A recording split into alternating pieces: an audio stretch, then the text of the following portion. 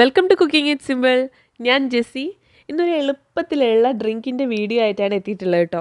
കണ്ണൂർ ഭാഗത്തൊക്കെ കാണുന്ന കണ്ണൂർ കോക്ടെയിലിൻ്റെ റെസിപ്പി ആയിട്ടാണ് എത്തിയിട്ടുള്ളത്. നല്ല ടേസ്റ്റുള്ളൊരു ഡ്രിങ്കാണിത്. നമ്മളെ വീട്ടിൽ കാണുന്ന പപ്പായയും അതുപോലെ പാലൊക്കെ ഉപയോഗിച്ച് എളുപ്പത്തിൽ ഉണ്ടാക്കിയെടുക്കാൻ പറ്റുന്നൊരു കോക്ടെയിലാണ്. എല്ലാവരും തീർച്ചയായിട്ടും ട്രൈ ചെയ്ത് നോക്കുക. വീഡിയോ ഇഷ്ടപ്പെട്ട് കഴിഞ്ഞാൽ ചാനൽ സബ്സ്ക്രൈബ് ചെയ്യാനും ബെല്ലൈക്കൺ ക്ലിക്ക് ചെയ്ത് ഓൾ എന്ന ഓപ്ഷൻ എടുക്കാനും ആരും മറക്കരുത്. അപ്പോൾ എല്ലാവരും സപ്പോർട്ട് ചെയ്യണം. നമുക്ക് ഇതെങ്ങനെയാണ് ഉണ്ടാക്കുന്നത് നോക്കാം. 2 ഗ്ലാസ് കോക്ടെയിൽ ഉണ്ടാക്കുന്ന മെഷറാണ് ഞാൻ പറയുന്നത്. ആദ്യം തന്നെ നമുക്ക് വേണ്ടത് നല്ല പഴുത്ത പപ്പായയാണ്. ഞാനിപ്പം ഒരു മീഡിയം പപ്പായൻ്റെ ഒരു 1/4 ഭാഗമാണ് ഇതിനായിട്ട് എടുത്തിട്ടുള്ളത്.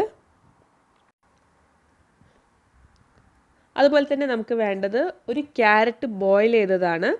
അതായത് ഒരു മീഡിയം വലിപ്പമുള്ള ഒരു ക്യാരറ്റാണ് എടുത്തിട്ടുള്ളത്. അത് ഞാൻ നല്ല സോഫ്റ്റ് ആവുന്ന വരെ ബോയിലാക്കി എടുത്തിട്ടുണ്ട്. എന്നിട്ട് അത് ചൂട് തണിഞ്ഞതിന് ശേഷമാണ് നമ്മൾ ഈ ജ്യൂസിലേക്ക് ചേർക്കുന്നത്. പിന്നെ നമുക്ക് വേണ്ടത് കട്ടയാക്കിയിട്ടുള്ള പാലാണ്. നിങ്ങൾക്ക് പാക്കറ്റ് പാലാണ് കിട്ടുന്നതെങ്കിൽ അത് ഫ്രീസറിൽ വെച്ച് കട്ടയാക്കിയിട്ട് കഷ്ണങ്ങളാക്കിയിട്ട് എടുക്കുക.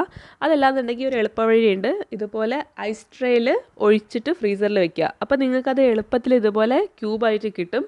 എളുപ്പത്തിൽ തന്നെ മിക്സിയിൽ ഇത് അടിച്ചെടുക്കാനായിട്ടും പറ്റും. അപ്പം ഞാൻ പൊതുവേ ഇതുപോലെയുള്ള ഷേക്കൊക്കെ ഉണ്ടാക്കുമ്പോൾ ഇങ്ങനെ ഐസ് ട്രേയിൽ പാലൊഴിച്ചിട്ട് നല്ല ക്യൂബാക്കിയിട്ട് എടുക്കും. അപ്പോൾ എളുപ്പത്തിൽ തന്നെ നമുക്ക് ജ്യൂസ് ആക്കിയിട്ട് എടുക്കാൻ പറ്റും. ഇനി നമുക്കിതിലേക്ക് ഒരു വലിയ സ്കൂപ്പ് വനില ഐസ്ക്രീം കൂടെ ചേർത്ത് കൊടുക്കാം. നല്ല റിച്ച് ആൻഡ് ക്രീമി ആയിട്ടുള്ള കോക്ടെയിൽ ഉണ്ടാക്കാൻ ഈ ഒരു ഐസ്ക്രീം മസ്റ്റാണ്. ഇനി ഇതിൽ വേറൊരു സാധനം കൂടെ ചേർക്കാനുണ്ട്, പഞ്ചസാര.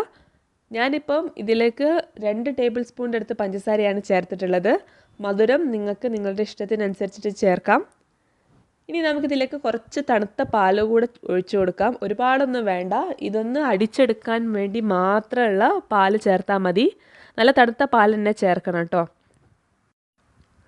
ഒരു 1/2 കപ്പ് പാലൊക്കെ മതിയാവും. ഇനി നമുക്കിത് നന്നായിട്ടൊന്ന് അടിച്ചെടുക്കാം. നല്ല തിക്കായിട്ടാണ് അടിച്ചെടുക്കേണ്ടത്. ഞാൻ കുറച്ച് കോൺഫ്ലേക്സ് എടുത്തിട്ടുണ്ട്. അതിലേക്ക് കുറച്ച് ഉണക്കമുന്തിരി ചേർക്കുന്നുണ്ട്.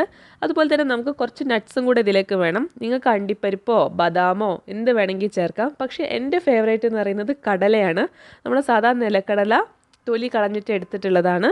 ഇതെല്ലാം കൂടെ ഞാൻ മിക്സ് ആക്കിയിട്ട് നമ്മൾ അടിച്ചെടുത്തിട്ടുള്ള ജ്യൂസിലേക്ക് ഇട്ട് കൊടുത്തിട്ടുണ്ട്.